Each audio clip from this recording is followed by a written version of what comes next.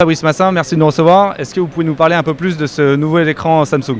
Bonjour, avec plaisir. Je viens de vous présenter le premier QLED 8K doté d'intelligence artificielle. Alors pourquoi la 8K et pourquoi d'intelligence artificielle? La 8K, encore une fois, c'est pour avoir une meilleure résolution, une meilleure qualité d'image.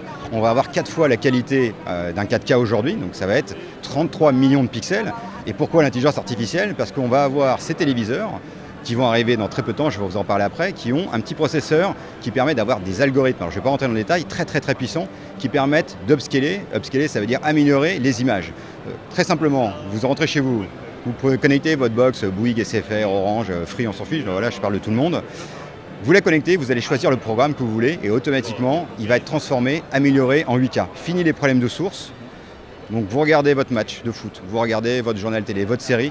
Normalement, connecté sur votre box, automatiquement, ça va être amélioré en 8K avec une super résolution. Et pour bénéficier de la résolution 8K, il vaut mieux avoir des grandes tailles d'écran. C'est pour ça qu'on lance 3 modèles, 65 pouces, 75 pouces et 85 pouces, pour être en totale immersion, pour avoir des très gros écrans avec une image magnifique, quasi parfaite. Alors les prix vont commencer autour de 5 000 € pour le 65 pouces, autour de 7 000 € pour le 75 pouces et autour de 15 000 € pour l'énorme télé qui fait 85 pouces qui est derrière moi.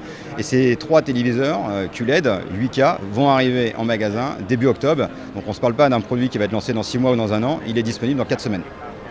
Et donc, pourquoi on a aujourd'hui besoin de la 8K pour vous alors? C'est très simple, les consommateurs aujourd'hui, si on regarde les ventes de téléviseurs, veulent des télés de plus en plus grandes.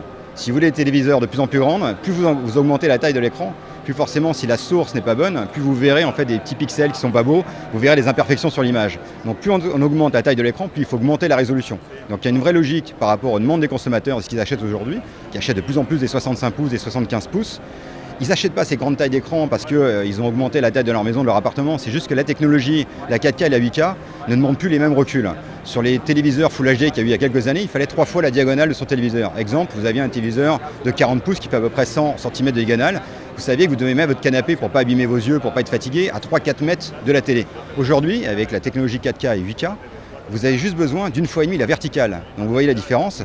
Vous pouvez mettre à la place d'un 49 pouces ou d'un 45 pouces, 43 pouces il y a quelques années, à la même distance, un 65 pouces. Je vous dis ça parce que moi je suis passé d'un 49 à un 65 il y a 3-4 mois. Je n'ai ni bougé mon canapé, ni bougé ma table. Et là, j'ai une super image et j'ai pas du tout fatigué. Je suis en totale immersion.